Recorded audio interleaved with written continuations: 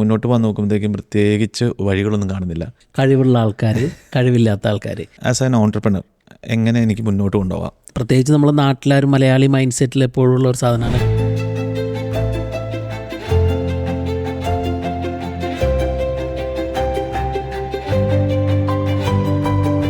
സക്സസ്സിന് ഏറ്റവും അത്യാവശ്യമായിട്ടുള്ളത് ടാലൻറ്റ് മാത്രമല്ല, എന്നാൽ അതിൻ്റെ പുറകിലൊരു എഫേർട്ട് എന്ന് പറഞ്ഞൊരു സംഭവമാണ്. എന്നെക്കുറിച്ച് മനസ്സിലായി, ഞാൻ ചെയ്യുന്ന കാര്യങ്ങളുടെ തെറ്റുകളും മനസ്സിലായി. ഇത് ഒത്തിരി ഇൻഫർമേഷൻ ഉള്ളൊരു ബുക്കാണ്.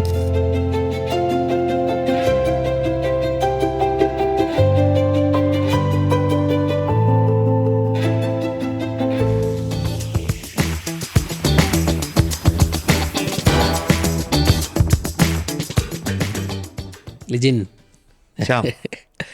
അങ്ങനെ പുതിയൊരു പുസ്തകവും കുറച്ച് കഥകളൊക്കെ ആയിട്ട് നമ്മൾ വീണ്ടും വന്നിരിക്കുകയാണല്ലേ? അതെ, ഇന്ന് നമ്മൾ ഡിസ്കസ് ചെയ്യാൻ പോകുന്നത് വളരെ ഒരു ഒത്തിരി പോപ്പുലർ അല്ലാത്തൊരു ബുക്കാണ്. അതെ അതെ. എന്നാൽ ഇത് ഒത്തിരി ഇൻഫർമേഷൻ ഉള്ളൊരു ബുക്കാണ്. ഗ്രിറ്റ്, ഏഞ്ചല ഡക്വർത്ത് എന്ന എഴുത്തുകാരിയുടെ ഗ്രിറ്റ് എന്ന് പറയുന്ന പുസ്തകം. Why passion and resilience are the secrets to success. അതായത് വിജയത്തിൻ്റെ പുറകിൽ നമുക്ക് പാഷനും വേണം, ഒപ്പം റെസിലിയൻസും വേണം. അല്ലെങ്കിൽ എങ്ങനെ നമുക്കൊരു ഗ്രിറ്റ് ഉണ്ടാക്കാം, അല്ലെങ്കിൽ എങ്ങനെ നമുക്കൊരു സക്സസ്ഫുൾ ആവാം എന്നുള്ള ഒരു വെരി ഡീറ്റെയിൽഡ് ആയിട്ടുള്ള റിസർച്ചൊക്കെ ഇൻക്ലൂഡഡ് ആയിട്ടുള്ള ഒരു ബുക്കാണ്. എങ്ങനെയാണ് ലിജിനെ ഈ ഗ്രിറ്റ് എന്ന പുസ്തകത്തിലേക്ക് എത്തിയതും എന്തായിരുന്നു ലിജിൻ അതിൽ നിന്ന് ഉൾക്കൊണ്ടതായിട്ടുള്ള ഒരു പാഠം? ഗ്രിറ്റ്, എനിക്ക് ഈ ബുക്ക് കിട്ടിയത് എനിക്ക് കുറച്ച് ഒരു വർഷത്തിന് മേലെയായി ഞാൻ ഇത് ബുക്ക് വായിച്ചിട്ട്. ലൈഫിലൊരു ട്രാൻസ്ഫോർമേഷനൊക്കെ സ്റ്റാർട്ട് ചെയ്ത് കഴിഞ്ഞിട്ട് നമ്മൾ ചിന്തിക്കുകയാണ് എങ്ങനെ മുന്നോട്ട് പോകാം. നമുക്കൊരു ലൈഫിലൊരു ഗോളൊക്കെ ഉണ്ടെന്ന് ഞാൻ വിശ്വസിച്ചു. അപ്പോൾ അത് ഞാൻ മുന്നോട്ട് പോകാൻ നോക്കുമ്പോഴത്തേക്കും പ്രത്യേകിച്ച് വഴികളൊന്നും കാണുന്നില്ല. അല്ലെങ്കിൽ എങ്ങനെ കൺസിസ്റ്റൻ്റ് ആവാം എന്നുള്ള, നമ്മൾ ചെയ്യുന്ന പ്രാക്ടീസുകൾ എങ്ങനെ കൺസിസ്റ്റൻ്റ് ആവാം എന്നുള്ള കാര്യത്തിൽ ഞാൻ സ്ട്രഗിൾ ചെയ്യാൻ തുടങ്ങി. അപ്പോഴാണ് ഈ ബുക്ക് ഞാൻ വായിക്കുന്നത്. അപ്പോൾ ഈ ബുക്ക് വായിച്ചപ്പോൾ എനിക്ക് ഒത്തിരി കാര്യങ്ങൾ മനസ്സിലായി, എന്നെക്കുറിച്ച് മനസ്സിലായി, ഞാൻ ചെയ്യുന്ന കാര്യങ്ങളുടെ തെറ്റുകളും മനസ്സിലായി. ഈ ബുക്ക് എന്നെ ഹെൽപ്പ് ചെയ്തത് 3 തലങ്ങളിലാണ്. ഒന്ന്, ആസ് എ പേരൻറ്റ്, ഒരു പ്രോപ്പർ പേരൻറ്റിങ് ഞാൻ ചെയ്തുകൊണ്ടിരുന്നത്, നമ്മളെല്ലാവരും പരീക്ഷണമാണല്ലോ പേരൻറ്റിങ് ചെയ്തുകൊണ്ടിരുന്ന പല കാര്യങ്ങളിലും ചെറിയ ചെറിയ പ്രശ്നങ്ങളെന്നല്ല, നമുക്ക് അറിയില്ലാത്ത കുറേ കാര്യങ്ങളുണ്ടായിരുന്നു. എങ്ങനെ പ്രോപ്പറായിട്ടൊരു ഗ്രിറ്റി വെച്ചാൽ നിശ്ചയദാർഢ്യവും അങ്ങനെയുള്ള, നമ്മളെല്ലാവരും അത് ആഗ്രഹിക്കുന്ന കുട്ടികളുടെ കാര്യത്തിൽ എങ്ങനെ ഉണ്ടാക്കാം എന്ന് ഞാൻ ഈ ബുക്കിൽ നിന്നാണ് പഠിച്ചത്. പിന്നെ ആസ് ആൻ ഓൺട്രപ്രണർ എങ്ങനെ എനിക്ക് മുന്നോട്ട് കൊണ്ടുപോകാം, എങ്ങനെ ഒരു ബിസിനസ്സുകാരനായിട്ട്. കാരണം ഞാനൊരു ജോലി ഉപേക്ഷിച്ച് ഓൺട്രപ്രണർ ജേർണി സ്റ്റാർട്ട് ചെയ്ത് കഴിഞ്ഞപ്പം ആ എംപ്ലോയി മൈൻഡ് സെറ്റ് അത് മാറ്റിയെടുക്കാൻ ഒത്തിരി കഷ്ടപ്പെട്ടു. എപ്പോഴും നമ്മൾ സെൽഫ് ഡയറക്റ്റായിട്ട് പോകാനും, നമ്മൾ ഓരോ ഫെയിലിയേഴ്സ് വരുമ്പോഴും പിടിച്ചു നിൽക്കാനും ഒക്കെ എന്നെ ഈ ബുക്ക് പഠിപ്പിച്ചിട്ടുണ്ട്. പിന്നെ ഞാനൊരു എൻഡ്യൂറൻസ് അത്ലറ്റാണ്, ഞാൻ മാരത്തോൺ ഓടുന്ന ഒരാളാണ്. അത് ഞാൻ ഇത് തുടങ്ങിയ സമയത്തൊക്കെ, ഞാൻ ആദ്യത്തെ മാരത്തോൺ ഓടുന്നതിന് മുമ്പാണ് ഇത് വായിച്ചത്. അപ്പോഴാണ് നമ്മുടെ ആ മൈൻഡ് സെറ്റ് ചേഞ്ച് എങ്ങനെ ഇമ്പോർട്ടൻ്റ് ആണ് എന്നുള്ളത്. ഇതിനകത്ത് ഈ ബുക്ക് തന്നെ പറയുന്നുണ്ട്. ഗ്രിറ്റ് ഈസ് ലൈക്ക് നമ്മളൊരു മാരത്തോൺ ലൈഫിനെ ഒരു മാരത്തോണായിട്ട് കാണുന്നതാണ് ചില പറയുന്നത്. അതെനിക്ക് ശരിക്കും ഇത് മനസ്സിലാക്കാൻ പറ്റി. എന്നെ ആ മാരത്തോൺ ഓടുക എന്നുള്ളതിൽ ആ ട്രെയിനിങ്ങിൽ എങ്ങനെ സ്റ്റിക്ക് ചെയ്യാം എന്നെ ഹെൽപ്പ് ചെയ്തു. അങ്ങനെയാണ് എനിക്ക് ഗ്രിറ്റ് മീൻ ചെയ്യുന്നത്. അതെ അതെ. അപ്പോൾ നമുക്ക് കേൾക്കുന്ന ആൾക്കാർക്ക് ചിലപ്പോൾ ഗ്രിറ്റ് എന്ന് പറഞ്ഞാൽ എന്താണെന്ന് ചിലപ്പോൾ അറിയുണ്ടാവില്ലായിരിക്കും. ഇപ്പോൾ സിംപ്ലി ലിജിനൊന്ന് എക്സ്പ്ലെയിൻ ചെയ്യാൻ പറ്റുവാണെങ്കിൽ എന്താണ് ഗ്രിറ്റ്? ഗ്രിറ്റ് എന്ന് വെച്ചിട്ടുണ്ടെങ്കിൽ ഇപ്പോൾ ഏറ്റവും ആപ്റ്റായിട്ടുള്ള മലയാളം എനിക്ക് തോന്നുന്നു നിശ്ചയദാർഢ്യം എന്നുള്ളതാണ്. നമുക്കൊരു ഗോളുണ്ട്, ആ ഗോളിലേക്ക് എത്തിച്ചേരാൻ വേണ്ടിയിട്ട് നമ്മൾ എന്ത് വില കൊടുത്ത് നമ്മൾ എത്തിച്ചേരും എന്നെടുക്കുന്ന നിശ്ചയമുണ്ടല്ലോ, അതിനാണ് ഗ്രിറ്റ് എന്ന് പറയുന്നത്. ചിലപ്പോൾ ഫെയിലിയേഴ്സ് ഉണ്ടാവാം, പ്രശ്നങ്ങളുണ്ടാകും, പക്ഷേ നമ്മളതിൽ സ്റ്റേ ചെയ്യും. അപ്പം ഗ്രിറ്റ് എന്ന് പറഞ്ഞു വെച്ചിട്ടുണ്ടെങ്കിൽ, ഏഞ്ചൽ പറയുന്നത് വെച്ചിട്ടുണ്ടെങ്കിൽ ഇറ്റ് ഈസ് ഒരു പാഷനും പെർസീവറൻസും കൂടെ മിക്സ് ചെയ്യുന്ന ഒരു ഫീലിങ്ങിനാണ് ഗ്രിറ്റ് എന്ന് പറയുന്നത്. അപ്പോൾ പാഷൻ എന്ന് വെച്ചിട്ടുണ്ടെങ്കിൽ നമുക്ക് ഒരു കാര്യത്തോട് ഇഷ്ടം വേണം. ഗ്രിറ്റ് ഉണ്ടാവണമെങ്കിൽ ആദ്യം ആ കാര്യത്തോട് ഇഷ്ടം വേണം. പിന്നെ നമ്മൾ ആ ഗോളിൽ തന്നെ നിലനിൽക്കും എന്നുള്ള നിശ്ചയം. ഇത് രണ്ടും ഉണ്ടെങ്കിൽ നമ്മൾ ആ ഗോളിൽ എത്തിച്ചേരും. അതിന് നമ്മളതിൽ അറ്റൈൻ ചെയ്യുമെന്നാണ് പറയുന്നത്. നമ്മൾ തന്നെ വിശ്വസിക്കുന്ന കാര്യമുണ്ട്. ഇപ്പം ഇൻ്റലിജൻ്റ് ആയിട്ടുള്ള ആളുകൾ, അല്ലെങ്കിൽ ടാലൻറ്റഡ് ആയിട്ടുള്ള ആളുകൾ, അല്ലെങ്കിൽ ലക്കി ആയിട്ടുള്ള ആൾക്കാർ, അങ്ങനെയുള്ള ആൾക്കാരാണ് ജീവിതത്തിൽ സക്സസ്ഫുൾ ആവണമെന്ന് എനിക്കൊരു തെറ്റിദ്ധാരണ ഉണ്ടായിരുന്നു കേട്ടോ. ഈ ബുക്ക് വായിച്ചപ്പോൾ മനസ്സിലായി അതല്ല, വേറൊരു കാര്യമാണ് നമ്മൾ ഇതിലേക്ക് ചേർക്കുന്നത് എന്നുള്ളത്. അതായത് ഇപ്പം പ്രത്യേകിച്ച് നമ്മൾ നാട്ടിലൊരു മലയാളി മൈൻഡ് സെറ്റിൽ എപ്പോഴുള്ള ഒരു സാധനമാണ് കഴിവുള്ള ആൾക്കാർ, കഴിവില്ലാത്ത ആൾക്കാർ.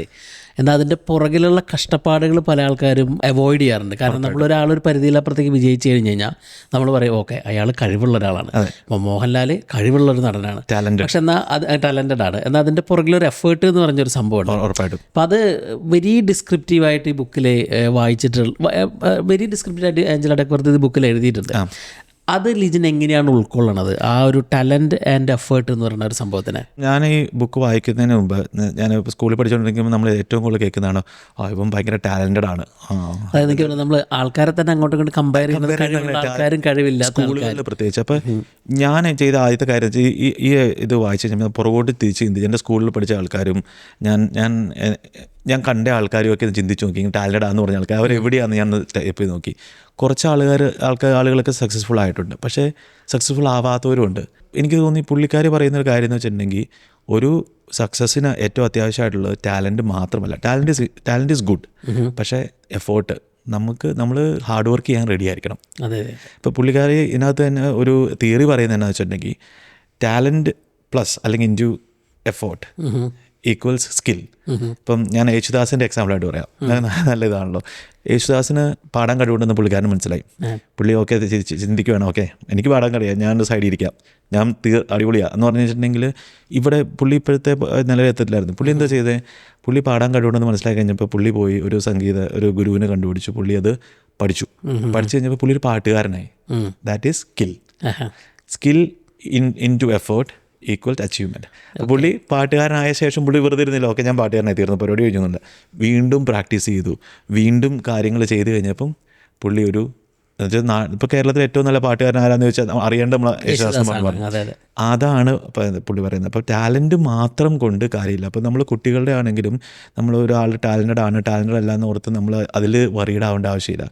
അവർക്ക് ഇഷ്ടമുള്ള എന്നാൽ കണ്ടുപിടിച്ചിട്ട് അതിനകത്ത് അവർക്ക് ഹാർഡ് വർക്ക് ചെയ്യാൻ വേണ്ടി എഫേർട്ട് എടുക്കാൻ വേണ്ടി അവരെ ഹെൽപ്പ് ചെയ്യുവാണെങ്കിൽ അവർ എത്തിച്ചേരും. ഇപ്പം ടാലൻറ്റ് ഇല്ലാത്ത ഒരാൾക്ക് ഇപ്പോൾ ഈ ടാലൻ്റ് എന്ന് പറഞ്ഞാൽ തന്നെ എന്താ, നമുക്ക് ഒരു കാര്യം പെട്ടെന്ന് പഠിക്കാനുള്ള കഴിവ്. ഇപ്പം യേശുദാസിന് പെട്ടെന്ന് പാട്ട് പഠിക്കാൻ പറ്റുമായിരിക്കും. ഇപ്പം ഞാൻ പാട്ട് പാടാനുള്ള ബാക്കി എല്ലാ കാര്യങ്ങളും എനിക്ക് ഉണ്ടെന്നുണ്ടെങ്കിൽ എനിക്ക് ടാലൻ്റ് ഇല്ലെങ്കിലും ഞാൻ കുറച്ച് എഫേർട്ട് കൂടുതലിട്ടാൽ മതി, നമ്മളവിടെ സെയിം സ്ഥലത്ത് എത്തിച്ചേരും എന്നാണ് പറയുന്നത്. അതെ. അപ്പം നമ്മൾ ഫോക്കസ് ചെയ്യേണ്ട ടാലൻറ്റിലല്ല, എന്തോ ഒരു എഫേർട്ട് ഇടുന്നു എന്നുള്ളതിലാണ് എന്നാണ് എഫേർട്ടിനെയും ടാലൻറ്റിനെയും കുറിച്ച് ഏഞ്ചല പറയുന്നത്. അതെ. അപ്പോൾ ടാലൻറ്റ് എന്നാണ് ഏഞ്ചല ഡക്വർത്ത് ഇതിൽ ഒരു പരിധി വരെ പറയണത് എനിക്ക് തോന്നുന്നു. എന്ന് വെച്ചാൽ നമുക്ക് ജന്മന ഇപ്പോൾ ചിലവർക്ക് അങ്ങനെ ഉണ്ടാവാതിരിക്കാം. ചിലപ്പം ഇപ്പോൾ ചിലവർക്ക് പെട്ടെന്ന് പഠിക്കാനുള്ള കഴിവ്, ഇപ്പോൾ മാത്സ് പെട്ടെന്ന് ചെയ്യാനുള്ള കഴിവ് ചിലപ്പോൾ ജന്മന ഉള്ളതായിരിക്കും, എന്തെങ്കിലും ഒരു ഇതായിരിക്കാം. പക്ഷേ എഫേർട്ട് ഇട്ടാലും നമുക്ക് ഇതിലേക്ക് എത്തിച്ചേരാൻ പറ്റും എന്നാണ് പറയുന്നത്. ഇപ്പം ഞാനിപ്പോൾ എൻ്റെ പേഴ്സണലി ലൈഫിൽ നിന്ന് പറയുകയാണ്, ഇപ്പോൾ ഓൺട്രപ്രണർ എന്ന് പറഞ്ഞാൽ എനിക്കറിയായിരുന്നു എനിക്ക് എന്തെങ്കിലും സെൽഫായിട്ട് ചെയ്യണമെന്നുള്ളത്, ഒരു ഇൻഡിപെൻഡൻ്റ് ആയിട്ട് ചെയ്യണം.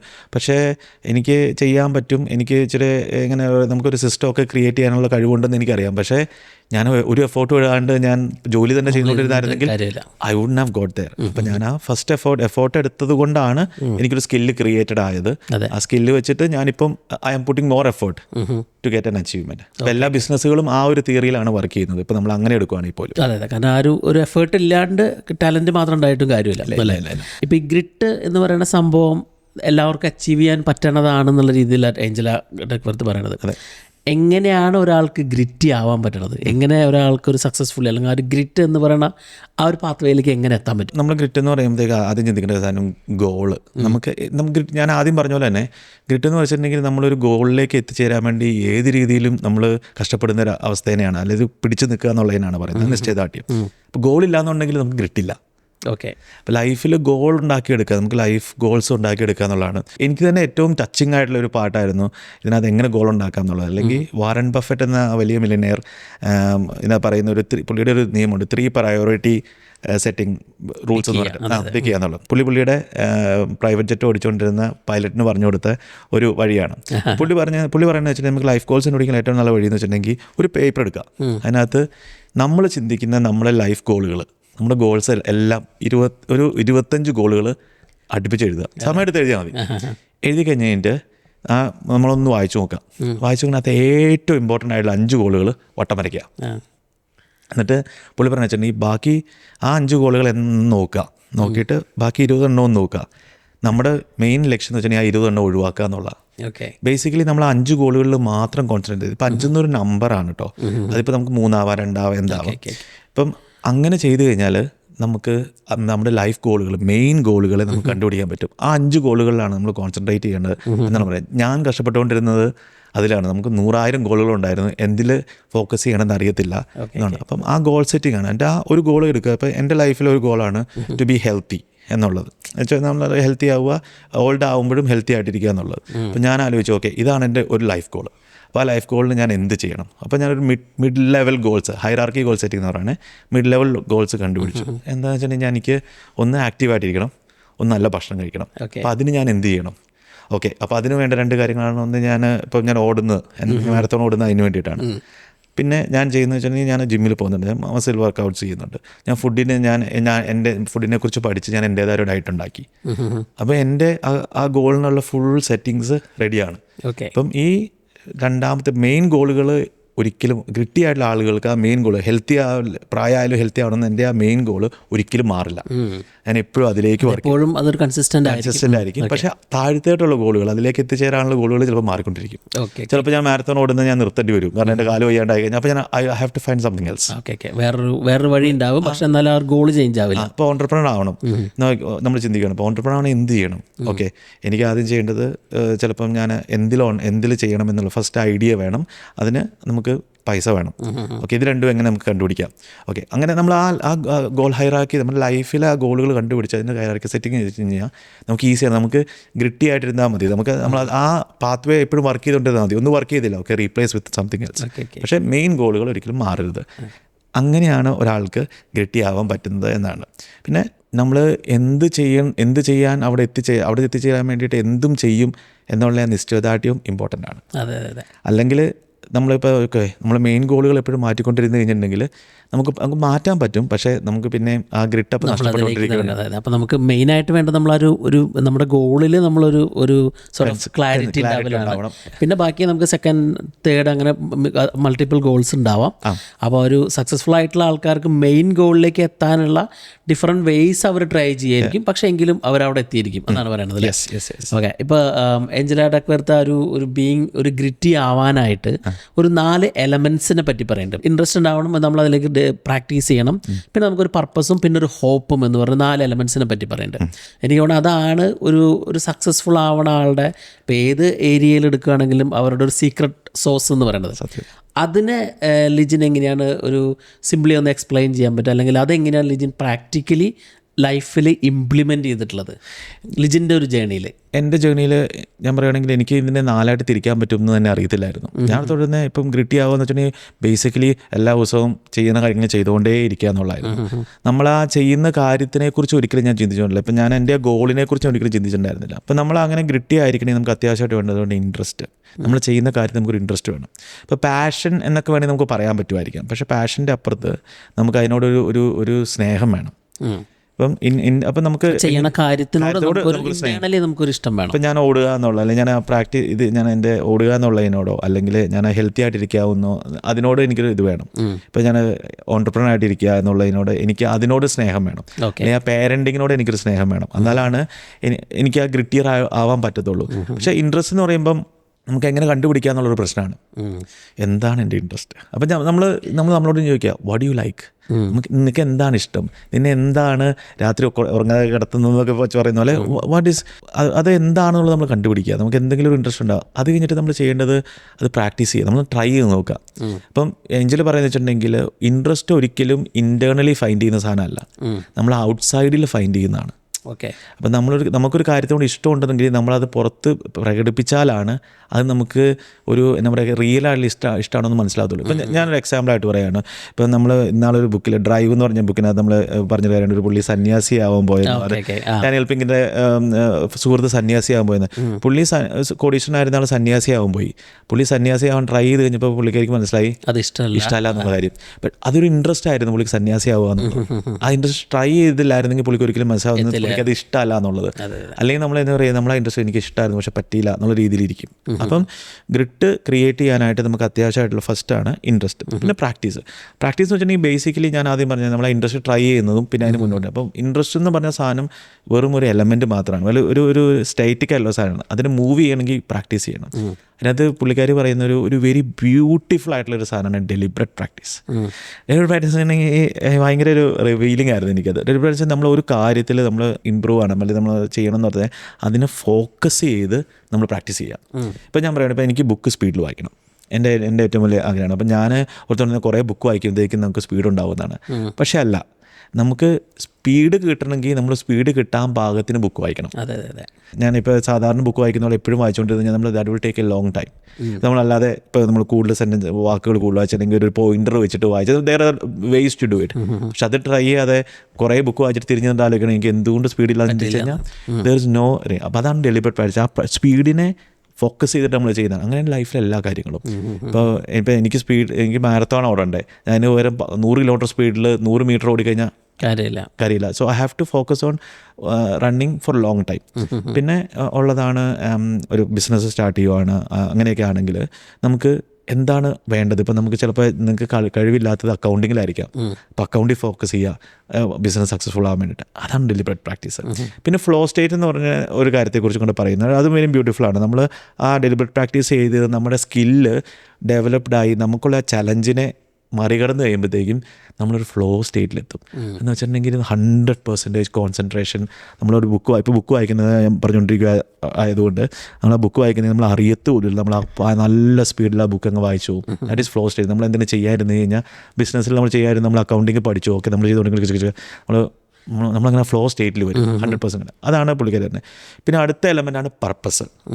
പർപ്പസ് എന്ന് പറയുമ്പോഴത്തേക്കും ഈ ഇൻട്രസ്റ്റ് ആയിട്ട് നമുക്കൊരു ചിലപ്പോൾ ക്ലാഷ് വരാം. പക്ഷേ അതല്ല. പർപ്പസ് എന്ന് വെച്ചിട്ടുണ്ടെങ്കിൽ what it means to you. നമുക്ക് ആ ഇൻട്രസ്റ്റ് ഉള്ളത് നമ്മൾ പ്രാക്ടീസ് ചെയ്യുന്നത് എന്താ നിനക്ക് മീൻ ചെയ്യുന്നത്. ഇപ്പോൾ ഒരു അത്ലറ്റിൻ്റെ കാര്യം പറയുവാണെങ്കിൽ, ഇപ്പോൾ ഒരു ഒളിമ്പിക്സിന് വേണ്ടിയിട്ട് ട്രൈ ചെയ്യുന്ന ഒരു അത്ലറ്റ് ഭയങ്കരമായിട്ട് കഷ്ടപ്പെടുക. അപ്പം പുള്ളിക്കാരനിക്ക് ഒരു ഗോൾഡ് മെഡലായിരിക്കാം ചിലപ്പം. ആ ഗോൾഡ് മെഡൽ മീൻ ചെയ്യുന്നത് അവർക്ക് പേഴ്സണലി ഉള്ള ഗോൾഡ് മെഡലാണ് അല്ലേ. പക്ഷേ അതിൻ്റെ അപ്പുറത്ത് അവർ ആ ഗോൾഡ് മെഡൽ നേടുന്ന രാജ്യത്തിന് വേണ്ടിയിട്ടും കൂടിയാണ്, ആ ടീമിന് വേണ്ടിയിട്ടും കൂടിയാണ്. എൻ്റെ ഒരു ബിഗർ പർപ്പസ് രാജ്യത്തിന് വേണ്ടിയിട്ടാണ്. It means to you what it means to others. അത് ഇമ്പോർട്ടൻറ്റ്. ഞാൻ ഡോക്ടർ ആവുന്നു എനിക്ക് വേണ്ടിയിട്ടാണ് മനസ്സിലായി. പക്ഷേ അതിൻ്റെ അപ്പുറ സൈഡിൽ തന്നെ you are providing to the society. നമ്മളൊരു ബിസിനസ് സ്റ്റാർട്ട് ചെയ്തു, നമ്മുടെ ബിസിനസ് നമുക്ക് ഇറ്റ് മീൻസ് ഫോർ അസ്. നമ്മൾ സ്വന്തമായിട്ട് എന്തെങ്കിലും ചെയ്യണം എന്നുള്ള ആഗ്രഹത്തിൻ്റെ പുറത്താണ് ഉണ്ടാകുന്നത്. പക്ഷേ അതിൻ്റെ അപ്പുറത്ത് തന്നെ നമ്മൾ സൊസൈറ്റീനെ ഹെൽപ്പ് ചെയ്യുവാണ്, ആളുകളെ ഹെൽപ്പ് ചെയ്യുവാണ്. അങ്ങനെ ഒരു പർപ്പസും വേണം. അപ്പം നമ്മൾക്ക് എന്താണോ നമ്മുടെ ഗോള് അതിൻ്റെ ആ രണ്ട് സൈഡ് ചിന്തിക്കുക. What it means to you, what it means to others. പിന്നെ ഹോപ്പ് എന്ന് വെച്ചിട്ടുണ്ടെങ്കിൽ ഉണ്ടല്ലോ, നമ്മൾ ഗ്രോത്ത് മൈൻഡ് സെറ്റിൻ്റെ ഒരു അതർ സൈഡാണ് ഹോപ്പ്. ഇപ്പം നമുക്ക് ഹോപ്പ് നമ്മളെങ്ങനെ ഫ്യൂച്ചറിനെ കാണുന്നു എന്ന് ഡിപ്പെൻഡ് ചെയ്തിരിക്കും നമ്മുടെ ഗ്രിറ്റ്.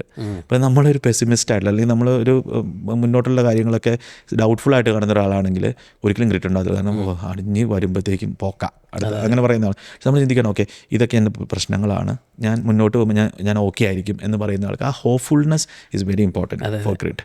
അപ്പം ആ ഗ്രോത്ത് മൈൻഡ് സെറ്റ് എപ്പോഴും ക്രിയേറ്റ് ചെയ്തുകൊണ്ടിരിക്കണം. പിന്നെ എപ്പോഴും സെർച്ച് ഫോർ സൊല്യൂഷൻ. ഹോപ്പ് ഉണ്ടാവണമെങ്കിൽ നമ്മൾ എപ്പോഴും സൊല്യൂഷൻ സെർച്ച് ചെയ്യണം. ഇപ്പോൾ നമുക്കൊരു ചലഞ്ച് ഉണ്ട്, okay what is A solution, look for that. പിന്നെ ഒരു ഫെയിലിയർ ഉണ്ടായെന്ന് വെച്ചാൽ ലൈഫിൽ, അപ്പോൾ ആ ലൈഫിലുണ്ടായിരുമ്പോൾ അത് നോക്കുക, ഇതിങ്ങനെ ഇപ്പം എനിക്ക് അബദ്ധം പറ്റി, ഓക്കെ ഈ പ്രശ്നം ഉണ്ടായി, ഓക്കെ എനിക്കിത് എങ്ങനെ മറികടക്കാം, ഓവർകം ചെയ്യാം, ഭാവിയിൽ എങ്ങനെ ഇത് ഉണ്ടാവാതിരിക്കാം. ഇത്രയും കാര്യങ്ങൾ ചെയ്ത് കഴിഞ്ഞാൽ നമുക്ക് എപ്പോഴും ഹോപ്പ്ഫുൾ ആയിരിക്കും. ഇതാണ് ബേസിക്കലി ഗ്രോത്ത് മൈൻഡ് സെറ്റ് ആണല്ലോ. അപ്പം ആ ഗ്രോത്ത് മൈൻഡ് സെറ്റ് എപ്പോഴും മനസ്സിലുണ്ടെങ്കിൽ നമുക്ക് ഇപ്പോഴും ഹോപ്പ് ഉണ്ടായിരിക്കും. അതാണ്. അപ്പോൾ ഈ 4 കാര്യങ്ങൾ, ഇപ്പോൾ ഇൻട്രസ്റ്റ്, പ്രാക്ടീസ്, പർപ്പസ്, ഹോപ്പ്, ഈ 4 കാര്യങ്ങൾ നമ്മൾ പ്രാക്ടീസ് ചെയ്ത് കറക്റ്റായിട്ട് പ്രാക്ടീസ് ചെയ്യണമെങ്കിൽ വി വിൽ ബി ഗ്രിറ്റി. അപ്പോൾ നമ്മൾ ചെയ്യുന്ന നമ്മുടെ ഓരോ ഗോളുകളിലും ഈ 4 ഡിവൈഡ് ചെയ്തിട്ട് നമ്മൾ നോക്കുക ഇതെല്ലാം ഉണ്ടോ എന്നുള്ളത്. നമ്മൾ ഹോപ്പ്ഫുൾ ആണോ. ഇപ്പോൾ ഞാൻ ചെയ്യുന്ന കാര്യങ്ങൾ ഇപ്പം നമ്മുടെ ബിസിനസ് പറയുകയാണെങ്കിൽ നമ്മുടെ ബിസിനസ് നമ്മൾ ഹോപ്പ്ഫുൾ ആണല്ലോ, നമ്മൾ ഭാവിയിൽ സക്സസ്ഫുൾ ആകും എന്നുള്ളത്. നമുക്കൊരു പർപ്പസ് ഉണ്ട്, നമുക്ക് നാട്ടിലുള്ള ആളുകളെ സെർവ് ചെയ്യണം എന്ന് നമുക്ക് പർപ്പസ് ഉണ്ട്. നമ്മൾ അതിന് വേണ്ടിയിട്ട് പല കാര്യങ്ങളും പ്രാക്ടീസ് ചെയ്യുന്നുണ്ട്. നമ്മളിപ്പം എന്താ പറയുക, പല കാര്യങ്ങളും ഇംപ്ലിമെൻറ്റ് ചെയ്യാൻ പഠിക്കുന്നുണ്ട്. ഞാൻ ഡിസൈഡിങ്ങിൽ പറയുകയാണ്, ഇപ്പോൾ ഇൻട്രസ്റ്റ്, നമുക്ക് നമ്മുടെ ഇൻട്രസ്റ്റഡ് ഏരിയ ആണ് health care. So we have an interest, we have A passion, നമുക്ക് എല്ലാ കാര്യങ്ങളും അതിനകത്തുണ്ട്. നമുക്ക് അതാണ് ഇപ്പോൾ ഒരു എക്സാമ്പിളായിട്ട് പറയുകയാണെങ്കിൽ എനിക്ക് തോന്നുന്നു ആ ഒരു 4 മന്ത്രയ്ക്ക് തോന്നുന്ന ഒരു ഗോൾ സെറ്റ് ചെയ്യണ സമയം തൊട്ടേ അത് ഉണ്ടായിരിക്കണം. നമ്മൾ അങ്ങനെ നോക്കുകയാണെങ്കിൽ ചിലവർക്ക് ഇപ്പോൾ ഗോൾ ഓൾറെഡി സെറ്റ് ആണെങ്കിൽ പക്ഷേ അവർക്ക് മുന്നോട്ട് പോകാൻ കൺസിസ്റ്റൻസി ഇല്ല എന്ന് പറയുന്ന ആൾക്കാരുണ്ടല്ലോ. അവർ ചെയ്യേണ്ടത് ഈ 4 കാര്യങ്ങളുണ്ടോ എന്ന് ശ്രദ്ധിക്കലാണ്. അപ്പോൾ നമ്മൾ റാൻഡം ഒരു കാര്യം ചെയ്യണം എന്നുള്ളതിനേക്കാൾ നമുക്ക് ആ ഒരു ക്വസ്റ്റ്യൻ നമ്മളോട് തന്നെ ചോദിക്കുകയാണെങ്കിൽ, ഇപ്പോൾ നിനക്ക് എത്രത്തോളം ഇൻട്രസ്റ്റ് ഉണ്ട്, അല്ലെങ്കിൽ നീ ഇതിങ്ങനെ ആയിക്കഴിഞ്ഞാൽ നീ എന്താണത് വേറെ സൊസൈറ്റിക്ക് കൊടുക്കാൻ പോകണം എന്നുള്ളതൊക്കെ, അല്ലെങ്കിൽ അതിൽ എത്രത്തോളം എഫേർട്ട് ഇടാൻ പോകണമെന്നനുസരിച്ചിരിക്കും അല്ലെങ്കിൽ ഒരു അതേഴ്സ് എന്നുള്ളതിനനുസരിച്ചിരിക്കും നമ്മുടെ ആ ഒരു ഗ്രിറ്റി ആവലും ഒരു അച്ചീവ്മെന്റ് അല്ലെങ്കിൽ ഒരു ഫ്ലോ സ്റ്റേറ്റിലേക്ക് എത്തുന്നത്. നമ്മൾ കൺസിസ്റ്റന്റ് ആയിരിക്കും. അപ്പോൾ ഒത്തിരി പേര് ചോദിക്കുന്നത് കൺസിസ്റ്റന്റ് ആവണം എങ്ങനെയാണ്, ഇതില്ലാത്തതുകൊണ്ട് ഇതിൽ എന്തോ ഒരു ഫാക്ടർ മിസ്സിംഗ് ആയതുകൊണ്ടാണ് നമുക്ക് ആ കൺസിസ്റ്റൻസി ഇല്ലാത്തത്. ഈ ഗ്രിറ്റ് എന്ന പുസ്തകത്തിൽ നിന്ന് നമുക്ക് ഒത്തിരി കുട്ടികളെ മാനേജ് ചെയ്യണതിൽ നമുക്ക് ഒത്തിരി കാര്യങ്ങൾ പഠിക്കാൻ പറ്റില്ല. കാരണം പ്രത്യേകിച്ച് ആ ഒരു പാരന്റിങ് നമ്മൾ ആ ഒരു സ്റ്റേജിൽ കൂടെ കടന്നു പോകുന്നത് കൊണ്ട് നമ്മൾ ഒത്തിരി കാര്യങ്ങൾ അതിൽ നിന്ന് എടുക്കുകയും ചെയ്യും. അത് നമ്മൾ പ്രാക്ടിക്കലി ട്രൈ ചെയ്യാനും ശ്രമിക്കും. ആ ഒരു ആസ്പെക്റ്റിൽ ലിജിൻ അതിനെ പറ്റിയിട്ടൊന്ന് ഡീറ്റെയിൽ ചെയ്യാവോ? എനിക്ക് ഏറ്റവും പെട്ടെന്ന് ഇത് മനസ്സിലായത് എവിടെയാണെന്ന് വെച്ചിട്ടുണ്ടെങ്കിൽ എൻ്റെ 7 വയസ്സുകാരൻ്റെ കാര്യത്തിലാണ്. അപ്പം ഞാൻ ചിന്തിച്ചുകൊണ്ട് നമ്മളെപ്പോഴും പറയും പിള്ളേർ നമ്മൾ ഇമിറ്റേറ്റ് ചെയ്യുന്ന ഓർക്കും. അപ്പം ഞാൻ ഓർത്തുകൊണ്ടിരുന്ന ഈ ഇമിറ്റേഷൻ എന്ന് പറയുന്നത് ഞാനിപ്പോൾ നമ്മൾ ഭക്ഷണം കഴിക്കുന്നത് ഭയങ്കര സ്പീഡ് കഴിക്കുകയാണെങ്കിൽ അത് ഇമിറ്റേറ്റ് ചെയ്യുന്ന അറിയാം. പക്ഷെ അങ്ങനെയല്ല, നമ്മുടെ ബിഹേവിയേഴ്സ് അവർ ഇമിറ്റേറ്റ് ചെയ്യാൻ തുടങ്ങും. ഇപ്പോൾ ഞാൻ ഈ ഓടാനൊക്കെ തുടങ്ങി, പിന്നെ എൻ്റെ മോനും ഭയങ്കര എന്താ പറയുക ഇൻട്രസ്റ്റഡ് ആയി സ്പോർട്സിൽ. പുള്ളിക്ക് ഓടണം, പുള്ളി അത് കഴിഞ്ഞിട്ട് ക്രോസ് കൺട്രി ഓടാൻ തുടങ്ങി. പുള്ളി ഇപ്പോൾ ലോങ് ഡിസ്റ്റൻസ് റണ്ണിങ് ആണ് പുള്ളിയുടെ ഇപ്പോൾ ഒരു ഇത്. അപ്പോൾ അതേപോലെ തന്നെ എങ്ങനെ ഹെൽത്തി ആവാം എന്നുള്ളത്. ഇപ്പോൾ ഞാൻ വീട്ടിൽ ഭയങ്കര ഹെൽത്തി ആയിട്ടുള്ള രീതിയിലുള്ള ഭക്ഷണം കഴിക്കുന്നത്. അപ്പോൾ ഞാൻ ഓരോ ഭക്ഷണം കഴിക്കുമ്പോൾ അതിൻ്റെ കാരണങ്ങളും കാര്യങ്ങളും എല്ലാം പറയും. അപ്പോൾ അവർ നോക്കുമ്പോഴത്തേക്കും പപ്പ എങ്ങനെയാണ് ചെയ്യുന്നത്, അങ്ങനെ ആയതുകൊണ്ട് ഞാനും ചെയ്യണം. അപ്പോൾ അവനറിയാം ഓരോ കാര്യങ്ങളും ചെയ്യുന്നത്. അപ്പം പിള്ളേർ ഇമിറ്റേറ്റ് ചെയ്യും എന്ന് പറയുന്നത് 100% റൈറ്റാണ്. ഇപ്പോൾ നമ്മൾ വീട്ടിൽ ഭയങ്കര ബഹളം ഉണ്ടാക്കിയിട്ട് പിള്ളേരോട് ബഹളം ഉണ്ടാക്കരുതെന്ന് പറഞ്ഞു കഴിഞ്ഞിട്ട് ഒരു കാര്യമില്ല. ഇപ്പം നമ്മുടെ വൈഫിനോട് ദേഷ്യപ്പെട്ട് ഒച്ചയെടുത്ത് വെച്ചിട്ട് നമ്മൾ ചേട്ടനോട് അനിയനോട് ഒച്ചയെടുക്കരുതെന്ന് പറഞ്ഞുകൊണ്ട് അർത്ഥമില്ല. കഴിഞ്ഞ ദിവസം ജസ്റ്റ് ഒന്ന് മെൻഷൻ ചെയ്യാം. അപ്പം ഞാൻ വൈഫായിട്ട് എന്തോ സാധനം ചോദിച്ചപ്പോൾ എൻ്റെ കയ്യിലുണ്ടായിരുന്ന സാധനം ഞാൻ അങ്ങോട്ടേക്ക് എറിഞ്ഞു കൊടുത്ത്. അവൾ അവിടെ നിൽക്കായിരുന്നു. അപ്പം ഞാൻ മിലൻ അപ്പുറത്തേക്ക് ഉണ്ടായിരുന്നു. അപ്പം ഞാൻ മിലനെടുത്ത് റിമോട്ട് ചോദിച്ചാൽ ഒറ്റ എനിക്ക് എറിഞ്ഞു തന്നു. ഞാൻ ചോദിച്ചത് എന്തിനാ എറിഞ്ഞതെന്ന് ചോദിച്ചപ്പോൾ അച്ഛൻ അങ്ങോട്ടേക്ക് എറിഞ്ഞിട്ടല്ല കൊടുത്തെന്ന് വെച്ചു. അതൊരു ലെസൺ ആയിരുന്നു. അത് ഓരോ കാര്യങ്ങളിലും അത് ട്രൂ ആണെന്ന് ഞാൻ മനസ്സിലാക്കിയത് ഈ ബുക്ക് വായിച്ചപ്പോഴാണ്. നമ്മൾ ഇമിറ്റേറ്റ് ചെയ്ത് നമ്മൾ ഓരോ കാര്യങ്ങൾ ചെയ്യുമ്പോഴും നമ്മൾ കെയർഫുൾ ആയിരിക്കണം എന്നുള്ള കാര്യം ഞാൻ ഇവിടെ നിന്നാണ് പഠിച്ചത്. അപ്പം പിന്നെ നമ്മൾ പിള്ളേർക്കൊരു കാര്യം പറഞ്ഞു കൊടുക്കുമ്പം നമ്മൾ ഏറ്റവും കൂടുതൽ ഇമ്പോർട്ടൻസ് വയ്ക്കുന്നത് നമ്മൾ പറയുന്ന കാര്യത്തിലാണ്. നമ്മൾ ഒരിക്കലും അവരെങ്ങനെ അതിനെ പെർസീവ് ചെയ്തു എന്ന് നമ്മൾ ചിന്തിക്കാറില്ല. അതെങ്ങനെ അവർക്ക് കിട്ടി എന്നുള്ളത്, എന്ത് മെസ്സേജ് അവരിലേക്ക് എത്തി എന്നുള്ളത്. ഇപ്പം ഞാൻ ചെയ്യുന്ന വെച്ചിട്ടുണ്ടെങ്കിൽ ഞാനിപ്പോൾ എൻ്റെ മോനെ എല്ലാം പറഞ്ഞു കൊടുത്തു കഴിഞ്ഞാൽ ഞാൻ ചോദിക്കും നിനക്ക് എന്നെ മനസ്സിലായെന്ന് ചോദിക്കും. ഞാൻ ആ പറഞ്ഞ കാര്യത്തിൽ നിന്ന് എന്താ മനസ്സിലാക്കുക. അപ്പോൾ അവൻ എനിക്കൊരു കാര്യം, പല കാര്യങ്ങളും അവർക്ക് മനസ്സിലാവാറില്ല, അല്ലെങ്കിൽ മനസ്സിലായത് വേറൊരു രീതിയിൽ നമ്മൾ ഉദ്ദേശിച്ചതല്ല അവർക്ക് മനസ്സിലാവുന്നത് എന്ന് വേണമെങ്കിൽ പറയാൻ പറ്റും. അപ്പം ഞാൻ ചിന്തിച്ചു, ഓക്കെ എങ്ങനെയാണ് ഒരു നല്ല പേരൻ്റ് ആവുന്നത്, എന്ത് ടൈപ്പ് പേരൻ്റ് ആയിരിക്കും നല്ലത്, അതും ഈ ബുക്കിൽ പറയുന്നുണ്ട്. ഒരു demanding plus supporting parent. Demanding എന്ന് വെച്ചിട്ടുണ്ടെങ്കിൽ നമ്മൾ അവരോട് ഡിമാൻഡ് ചെയ്യണം, നിനക്ക് ഇങ്ങനെ ചെയ്യണം, ഇതാണ് നിനക്ക് നിന്ന് പ്രതീക്ഷിക്കുന്നത്, ഇങ്ങനെയാണ്, this is what you have to do. Support ചെയ്യുന്ന വെച്ചിട്ടുണ്ടെങ്കിൽ അവൻ പറയുകയാണെങ്കിൽ ഓക്കെ എനിക്ക് ഇന്ന കാര്യങ്ങളൊക്കെ ചെയ്യണം, ഓക്കെ നീ ചെയ്തോ എന്ന് പറയുന്നത്. അപ്പോൾ ഇത് രണ്ടിൻ്റെ ഈ ബാലൻസ് ആയിരിക്കണം. അപ്പോൾ നമ്മൾ പറയുകയാണ് ഇപ്പോൾ ഒട്ടും ഡിമാൻഡിങ് അല്ലാത്തൊരു പേരൻ്റ്, നിന്റെ ഇഷ്ടം നിന്റെ വഴി എന്നുള്ള രീതിയിൽ വിട്ടേക്കുവാണെങ്കിൽ അങ്ങനെയുള്ള ആളുകളുടെ പുള്ളിക്കാരുടെ റിസർച്ചിൽ നിന്ന് കണ്ടുപിടിച്ചെന്ന് വെച്ചിട്ടുണ്ടെങ്കിൽ അങ്ങനെയുള്ള പിള്ളേർ ഒരു മെജോറിറ്റിയും സക്സസ്ഫുൾ ആവണം എന്നില്ല. പക്ഷേ ചെറിയ ഡിമാൻഡിങ് ഉണ്ട്. ഇപ്പോൾ നമ്മൾ വീട്ടിൽ ഇരിക്കുമ്പോഴത്തേക്കും വീട്ടിലൊരു ഫാമിലി ലോ ഉണ്ട് എന്ന് വെച്ചാൽ വീട്ടിൽ അടി ഉണ്ടാക്കരുത് എന്നൊക്കെയുള്ളൊരു ലോ ഉണ്ടെന്ന് വെച്ചു. അതവർ എന്നാ പറയുക നിവർത്തിച്ചേ പറ്റൂ. That's demanding. ഇപ്പോൾ വീട്ടിൽ ഒരു ലോ ഉണ്ട്, വീട്ടിൽ അങ്ങോട്ടും ഇങ്ങോട്ടും അടി ഉണ്ടാക്കരുത് എന്നുള്ളത്. അവരങ്ങോട്ടും ഇങ്ങോട്ടും വഴക്കൊക്കെ ചെറിയതൊക്കെ ഉണ്ടാക്കും, പക്ഷേ അവർക്കറിയാതെ. So I am being demanding. പക്ഷേ ഇപ്പോൾ എൻ്റെ മോനെ പറയാം എനിക്ക് നാളെ എനിക്ക് സൈക്ലിംഗ് ഗ്രൂപ്പിൽ ചേർന്ന് പറഞ്ഞു. ഞാൻ പറയും ഓക്കെ കുഴപ്പമില്ല, വാ നമുക്ക് പോകാമെന്ന് പറയും. നമ്മൾ ഒരുമിച്ച് അല്ലെങ്കിൽ ഞങ്ങൾക്ക് ഓടാൻ പോകണം എന്ന് പറയും, ഞങ്ങൾ ഓടാൻ പോകും. ശരി, നമ്മൾ we have to be supporting and we have to be demanding എന്നാണ് പറയുന്നത്. പിന്നെ നമ്മൾ we have to create an environment of respect. നമ്മൾ അവരുടെ ആഗ്രഹങ്ങളെയും ഈ കാര്യങ്ങളെല്ലാം നമ്മൾ റെസ്പെക്റ്റ് ചെയ്യണം. നമ്മൾ അവരെ ഇഗ്നോർ ചെയ്യാതിരിക്കരുത്. അവർക്ക് ചെവി കൊടുക്കാനുള്ള ഒരു സമയം നമ്മൾ കൊടുക്കണം. ഇപ്പം നമ്മൾ അതിനകത്ത് ഒരു കൊച്ചു പറയുന്ന കാര്യമുണ്ട്.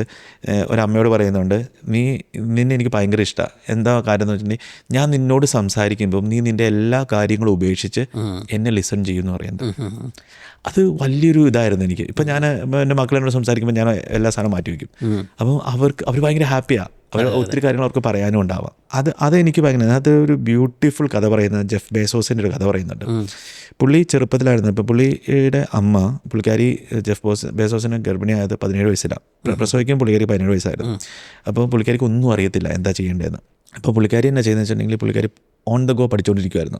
അപ്പോൾ ജെഫ് ബേസോസ് ഒരു ടോഡ്ലറായിരുന്നപ്പം പുള്ളിക്കാരന് വലിയ പിടി കിടക്കണമെന്ന് ആഗ്രഹം. അപ്പോൾ പുള്ളിക്കാരി പറഞ്ഞു നീ വലുതാകുമ്പോൾ വലിയ പിടി കിടക്കാന്ന് പറയും. അപ്പോൾ പുള്ളിക്കാരൻ ജെഫ് ചെയ്തെന്നു വെച്ചിട്ടുണ്ടെങ്കിൽ പോയിട്ടൊരു സ്ക്രൂ ഡ്രൈവർ എടുത്തുകൊണ്ടുവന്ന് പുള്ളിക്കാരൻ്റെ ചെറിയ ബെഡ് അഴിക്കാൻ തുടങ്ങി. അപ്പം പുള്ളിക്കാരി ഇവന് വഴക്ക് പറഞ്ഞില്ല. അവൻ്റെ കൂടെ ഇരുന്നിട്ട് അത് അഴിക്കാൻ വേണ്ടിയിട്ട് ഹെൽപ്പ് ചെയ്തു.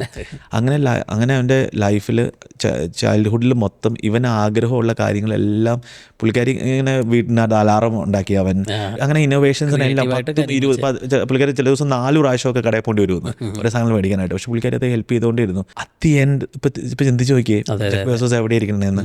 അപ്പോൾ പുള്ളിക്കാരൻ ആ ഇന്നോവേഷൻ ഒരു ടാലന്റ് ഉണ്ടായിരുന്നു, ഫാമിലി അവിടെ സപ്പോർട്ട് ചെയ്തു. ടാലന്റിന്റെ അപ്പുറത്ത് ആ ഒരു കഴിവുണ്ട്. അപ്പോൾ പുള്ളിക്കാരൻ ഗ്രിറ്റി ആയിക്കൊണ്ടിരുന്നു. എനിക്ക് വേണം എന്നുള്ള ചിന്ത, എനിക്കിത് ചെയ്യാൻ പറ്റും എന്നുള്ള ചിന്ത പുള്ളിക്കാരൻ്റെ മനസ്സിൽ വളർന്നുകൊണ്ടിരുന്നു. ഇതാണ് എനിക്ക് പേരന്റിങ്ങിൽ ഇതിനകത്ത് നിന്ന് കിട്ടിയ ആ ഒരു ഇത്. ഇപ്പം ഞാനിപ്പോൾ അതുകൊണ്ട് ഇങ്ങനെയുള്ള കാര്യങ്ങൾ വെരി കെയർഫുൾ ആണ് എൻ്റെ മക്കളുടെ അടുത്ത് ഞാൻ സംസാരിക്കുമ്പോൾ. We have to show what we want them to learn.